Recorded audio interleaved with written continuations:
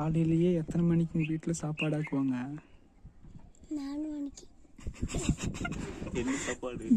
இல்லை ஞாயிற்றுக்கிழமை அன்னைக்கு காலையில் என்ன சாப்பாடு ஆக்குவீங்க? வர சாப்பாடு. கேட்டுது என்ன சாப்பாடு? வர சாப்பாடு. வர சாப்பாடு காது. இல்லை அப்படி இல்லை, இங்கே அப்படி இல்லை. வர சாப்பாடு அது போக என்ன வைப்பீங்க? கறி. என்ன கறி?